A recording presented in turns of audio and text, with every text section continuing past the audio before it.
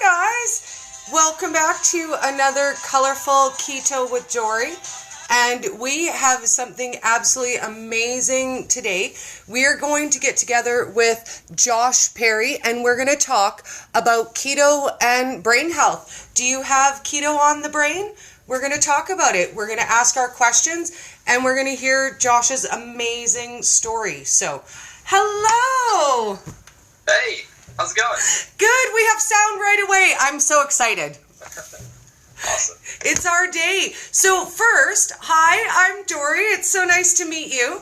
And why don't you introduce yourself to all of my people? Yeah, for sure. Yeah, it's good to meet face to face. Now I know we've been talking for a little bit, but my name's Josh Perry. I'm a former professional BMX athlete, now a BMX coach, but also a ketogenic health coach. And just started getting the public speaking this year and working on the book to share more about my story and why I follow keto. And ultimately, everything I do is to help people become the best versions of themselves without suffering like I did to see the changes that I could make in my life. So I just want to help people. Amazing. So why don't we start with, how did you find keto? Dr. Perlmutter, David Perlmutter, wrote a book called Grain Brain in 2013, and a friend gave it to me, and it's all about high-fat, low-carb, and he mentions a bunch about ketogenic in there, and that's where it started, the interest, and then thereafter just was sparked multiple times from different people, people like Mark Sisson. I was in a health coaching certification program, and he was a guest speaker, and he put more of this high-fat, low-carb thing into my mind, and then read Dr. Perlmutter's book Brain Maker, and then the list goes on from there. Here we are today. Yay. So today we kind of want to focus on Canada's new food guide and what that looks like in relation to brain health, because I can't imagine anybody better than you to talk to about how we feed our brains, how that works, and what a low carb, high fat diet does for your brain. So could we maybe start a little bit there? Yeah, for sure. You want to, so I remember you sending me that photo.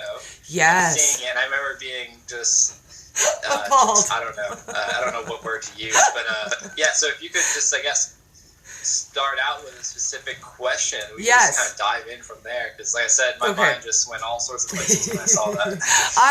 Everybody was like, this is fake, right, Dory? This can't be real. So under the new guidelines, they're suggesting that half of your plate be vegetables and fruit, 1/4 of your plate be proteins, which they're really leaning towards more plant-based proteins, and then 1/4 of grains, recommending a high whole grain diet. So when you look at that, and I look at that, I go, that's crazy. But from the point of brain health, why do we look at it and go, are you kidding me? Because some people don't understand what grain does to the brain. Yeah. So, like I said, my mind goes everywhere when I hear that or see that. And so the first things that come to mind is a question like, where's the fat? First of all, the second question is, man, that's going to be a lot of chronic high elevated blood sugar. And then, man, that's a lot of inflammation going on right there. It's a lot of gut damage going on right there. And the list just goes on. So from a brain perspective, I see it two different ways. I see direct harm from different things like irritation of gut, which can lead to leaky gut syndrome, which creates more inflammation. And then you think about how carbohydrates digest or metabolize in the byproducts, reactive oxygen species, and having a chronic level of that on top of chronic high levels of blood sugar. I'm just thinking, man, that brain's going to be suffering. And then maybe some cravings are going to come along from that as well. So in a brain perspective, not only are we starving the brain, we're causing harm to the brain and potentially lacking a lot of essential nutrients. And I'm sure you're aware of this, but like cholesterol, people think is such a bad thing, even though we endogenously produce it. I forget the amount, like 150 grams a day, give or take. But then, that does so much for the neurons and their ability to fire messages back together in the myelin sheath around the connect. Like, there's just so many things missing from this. So when I see that, I think damage and lack of nutrition for the brain specifically. So that's, I guess, in a nutshell, kind of how I see that. Okay, so let's talk about that, because carbs feed your brain, right? Your brain runs on carbs, and you need carbs, and without them, we die. I don't know if you knew that or not. Yeah, that's what I was fed for a while, especially being an athlete. I had to eat 6 meals a day, and need to have the essential carbohydrates, which are not essential, and we can actually create carbohydrate stores as known as glycogen through a lot of different mechanisms, which are a part of the ketogenic diet and lifestyle. But the brain does not need carbohydrates to thrive, and it can make some from protein in the backbone of fats, and to get a little bit that some cells actually do need, like the liver needs some glucose to some of the cells and some of the brain, but not at the level of which they're talking. And you can get that, like I said, from once you become fat adapted and break down those triglycerides and certain proteins, things like that. So, Okay, so I think my favorite carb myth is types of carbs, and I'd love to kind of touch on that just quickly, because even when people say, oh, I need carbs and I need to carb up, do they necessarily need to be from a wheat or a whole grain or a rice source? What's your favorite carby veggie?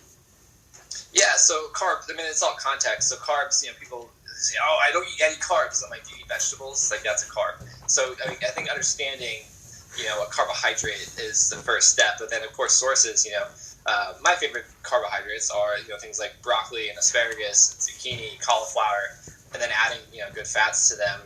It's super easy, delicious, and nutritious. And to what you were saying earlier, the brain, you do need carbs if you're carb dependent, if you're reliant on sugar for your energy sources. But the cool thing about taking the time, putting the work in to adapt to becoming fat adapted and burning fat primarily for fuel, you don't need the carbs after that, especially the starches and sugars. So, there's a difference. There's, you have soda, which is just sugar. You have fruit, which is basically just sugar. You have juice, same thing. Or you have sweet potatoes, and quinoa is like a level down below that, lower glycemic index. And then you have non-starchy vegetables. You have different high-fat nuts and seeds, things that interact differently, because just because it's a carbohydrate source doesn't mean it does the same thing. Same with fat. Not all fat does the same thing. So there's lots of context to be brought into it. But, my favorites are pecans and walnuts and macadamia nuts. Pumpkin seeds are nice too, but then those vegetables I just mentioned, you can do so many things with them. Very versatile and delicious depending on how you cook them and spice them up. There's so much. But I think it's important for people to understand the difference between what a carbohydrate is and then what a straight sugar or starch is, because carbohydrates are in plant food. You can't get away from that. Every plant food is a carbohydrate to some degree. It just depends on how high a glycemic index and what they're going to do to the brain, but also the body in general. Okay, so in there you said one of my favorite phrases, fat adapted.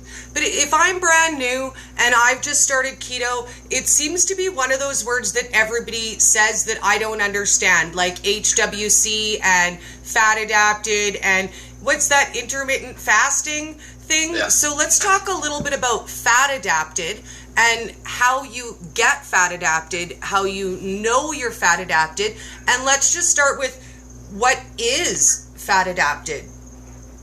Yeah, so fat adaptation basically is the brain and muscles having an understanding of what fuel source is going to be primarily used. It's really a tug of war in the beginning of the muscles and the brain soaking up ketones, and then as you come out on the other end, the brain starts to prioritize ketones for fuel to itself, because the muscles are able to burn and utilize fatty acids better. The brain can't. The brain can use glucose, which is metabolized carbohydrates, or it can use ketones, which is metabolized fat, or fatty acids. Okay. So that's basically what fat adaptation is. It's the process of which your brain and muscles are learning how to distribute this new fuel source and not be reliant on carbohydrates. What was the next question? How do you know when you're fat adapted?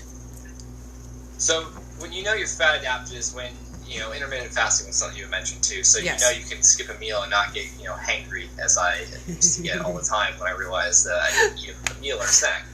You effortlessly go on your day without thinking about food. You're not having cravings. there's other subjective measures, but then also, testing blood markers is a good indicator of if you're on the right path and if you need to make some tweaks or changes. So the best way I like to explain fat adaptation and to know if you are is if you skip a meal here and there and not get hangry. If you can feel well and thrive without eating 6 meals a day, if you can condense your eating window and not feel mentally or physically fatigued or any decline in performance. So it's really subjective testing. That's really what I like to promote is, it's not all the numbers on the scale. We all know that keto can be a great, weight loss, I like to say weight removal tool because, we see it.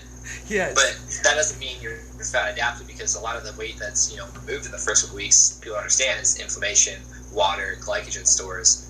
To become fat adapted, the best way to do that is to do the work.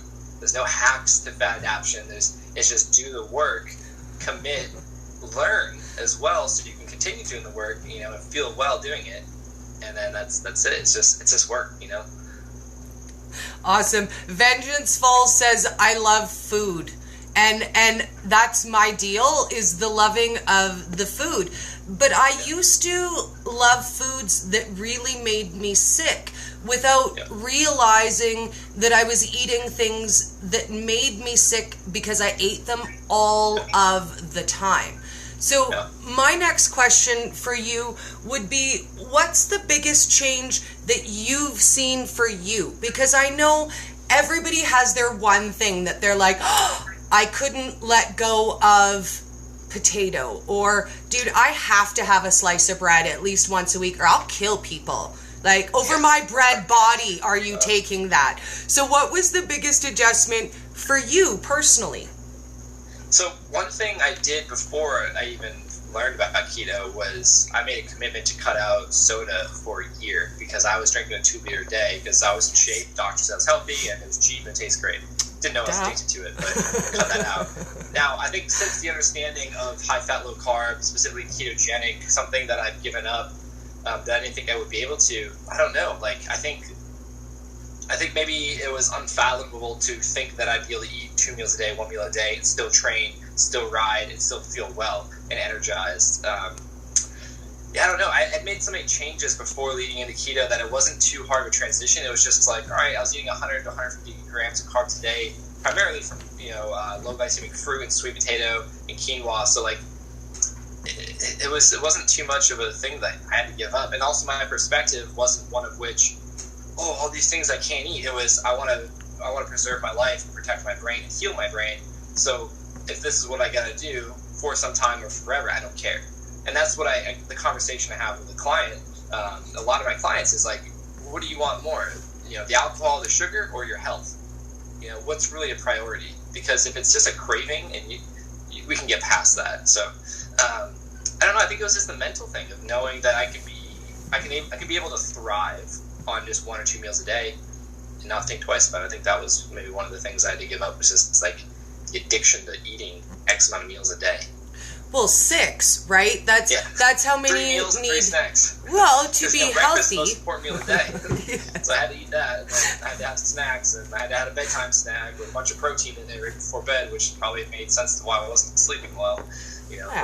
But who knew?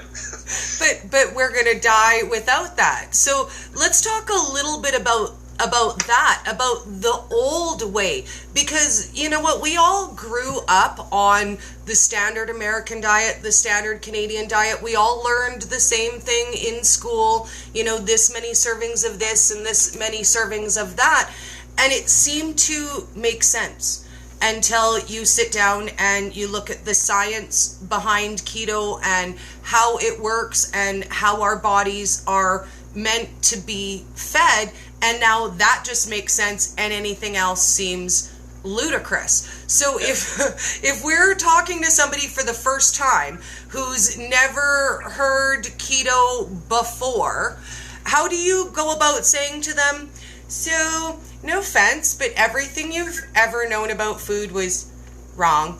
Love you. So I don't say everything they learn may be wrong, because I think Dr. Jeff Bullock and Stephen Finney, in their book, The Art and Science of Low Carbohydrate Performance, worded it well. It's like the carbohydrate dependency route isn't right or wrong. It's just one of the ways. Once they found that, especially for performance and athletes and training, once they found that, they stopped looking for an alternative route. But they were like, you're looking at it like a what would you call it, an intersection, a fork in the road. They found the path left that led to the destination. So they stopped looking for an alternative one. But someone else came along and was like, hey, what if we go right? And they found out maybe it's more efficient. Maybe they get there quicker. Maybe they get there with less effort. And that's what they kind of started the book out with. So it's like, it's not that it's wrong to use carbohydrates. It's just like this other way can be more efficient, can have less risk of disease, can have a better quality of life, can taste better. And if you're trying to remove weight, it can be a much more enjoyable process, which 9 times out of 10, anyone I talk to says, yeah, when I tried keto, opposed to trying to count macros with a high carb, low fat diet, I feel so much better now, and I show up as a better human being because of it, because I'm not cranky, I'm not hangry, I'm not suffering. And then also their cortisol levels, their stress levels are all down too. So it's not that one way is right or wrong. There's just a more optimal way if you want to feel well and you want your brain health and overall health to be more in tune with your goals. So if you want to suffer, you can take the carbohydrate route, but if you want to feel well, you can take the high fat route. It doesn't need to be forever. I think that's another missing piece. It's not just this is an end all be all. It's a tool or a lifestyle depending on how you choose. And I love saying lifestyle because I'm able to indulge once in a while, which I don't do often. So it's just I can do that, and it doesn't harm my goals of health and performance. But someone like my friend Miles, who suffered from multiple seizures a day for 2 years with no, clearing up from surgeries or meds, implemented a ketogenic diet, maybe 6 months ago, he's now able to go months without a seizure, and that's just from picking to change his lifestyle up. So for him, that's his new way of living. For me, maybe for you, I'm not sure. It's a lifestyle, so where 99% of the time, this is what I do. If I want to have a glass of wine, I can still make ketones with like a 4-ounce glass of wine, especially if I do a dry farm wine, But also if I want to have a slice of pizza every now and then, because whatever, I'm able to do that because I put the work in, and I know how to implement different mechanisms tomorrow that's going to help, counteract those things. So it's all context and goals, but yeah, it's just which route do you want to take and which one's going to be more enjoyable than the other. So. And I couldn't agree with that more. Choose something that is sustainable. And you know what? A high carbohydrate diet works for some people. I can't even get on my soapbox and say, oh, that works for absolutely nobody. Because there are people who do it and they thrive and they're thin. But I know for me, it doesn't work. I know for me, my body didn't like it. That's a choice, just my own.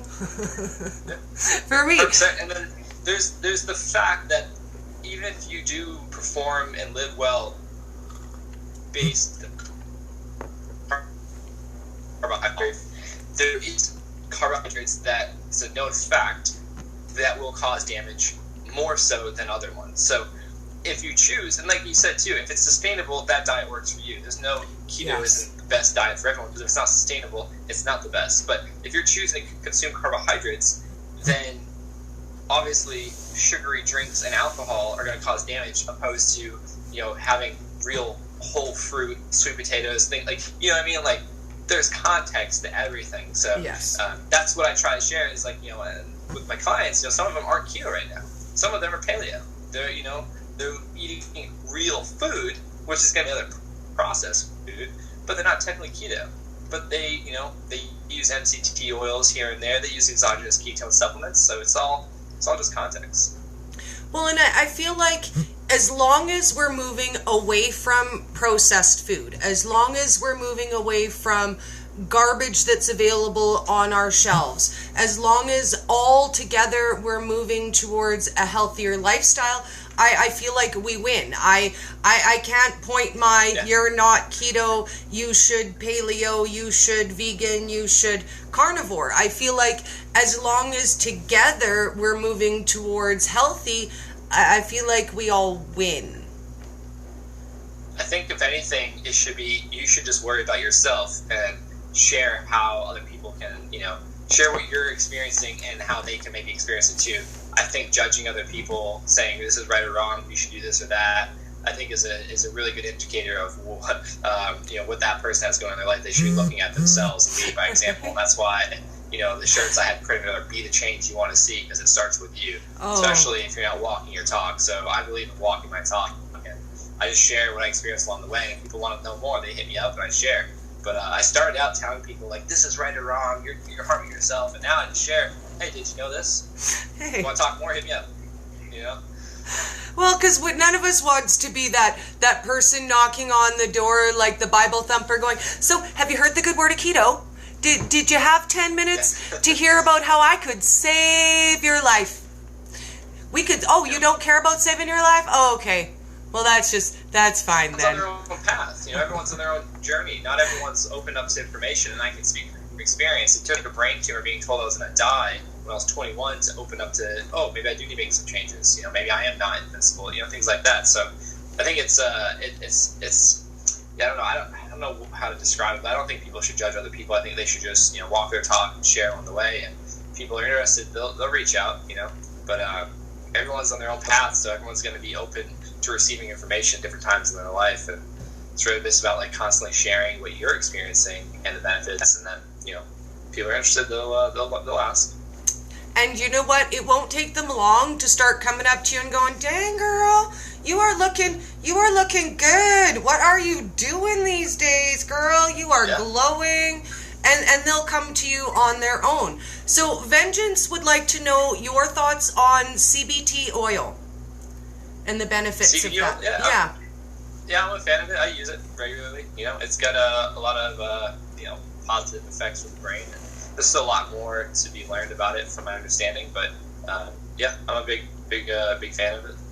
Excellent. I'm going to do a little more research. I don't really know enough about it. I'm going to see if we can find somebody to talk to that knows a little bit more, because I'm just Dory and I just hang out in my sparkly kitchen. Do you know Dr. Mark Hyman?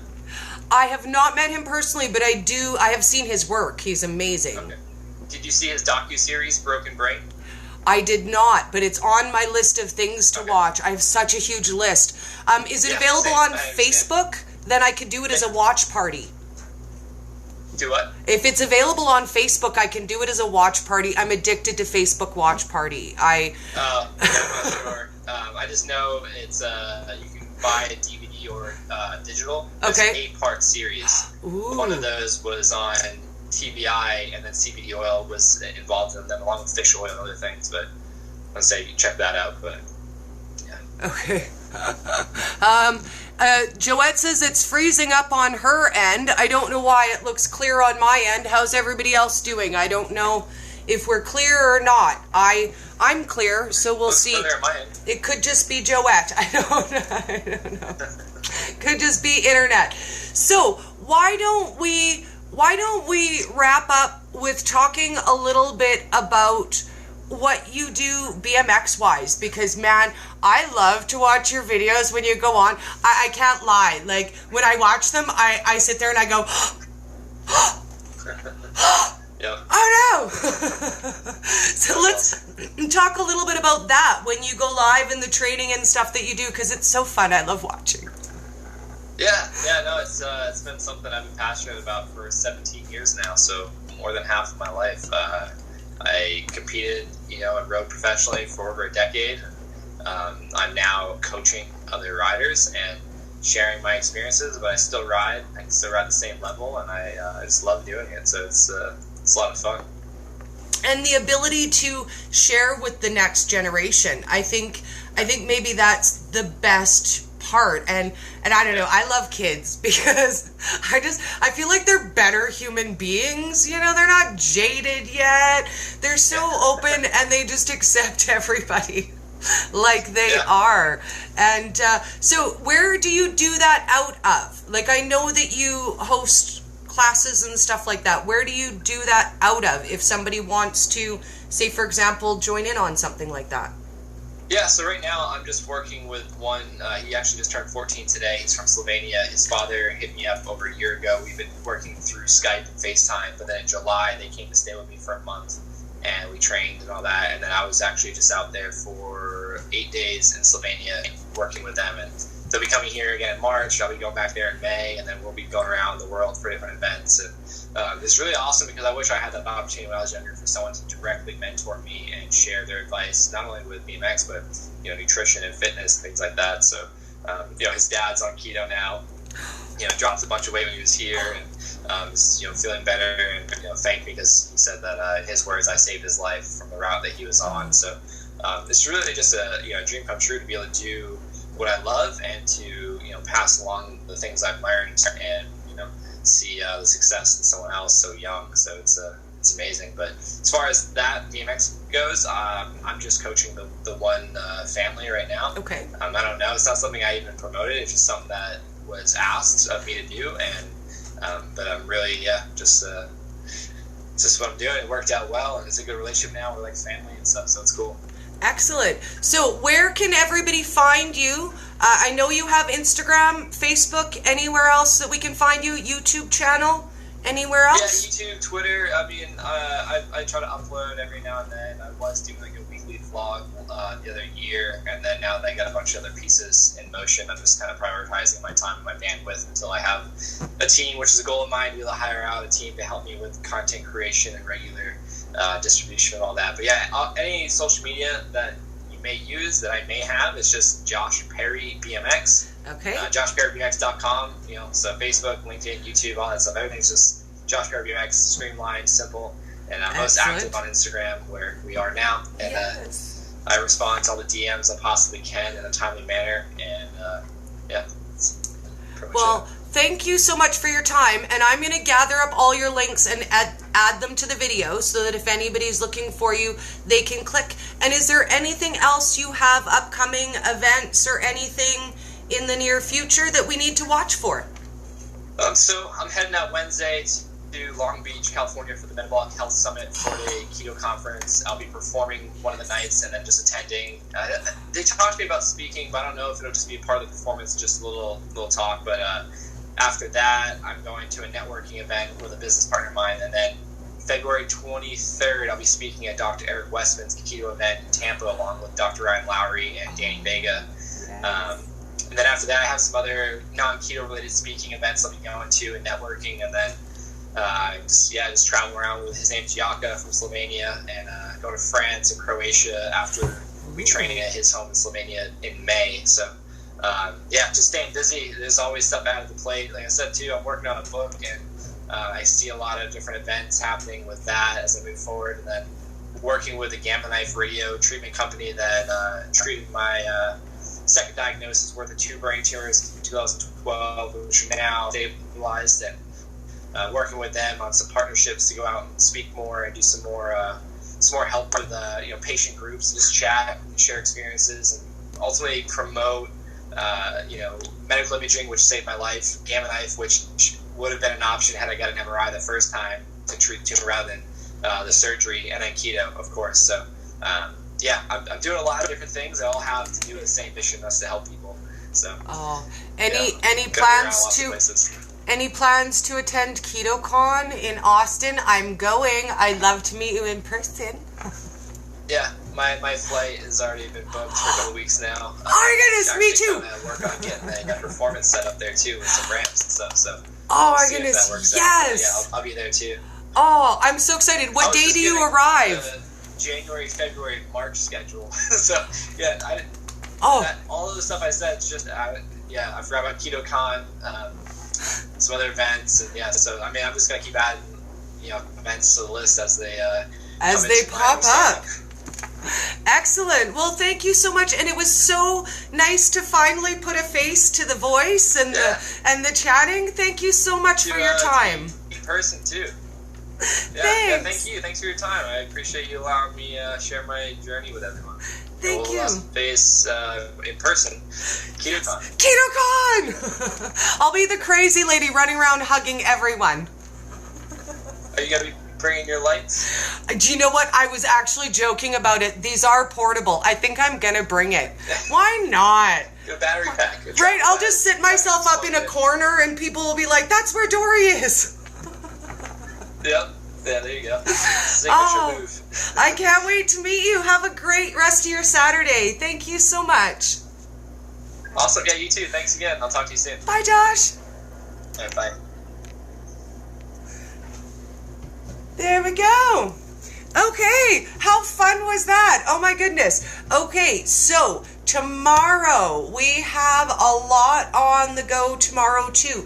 At 1 p.m. Mountain, we're going to get together with Dr. Sereno. And then at 2 p.m., we are going to meet Dr. Ryan Lowry. So stay tuned for tomorrow. We might pop in and do a treat of some sort later today. I got my good hair on, so we'll see. Have a great day, guys. Thank you so much for hanging out with me this Saturday.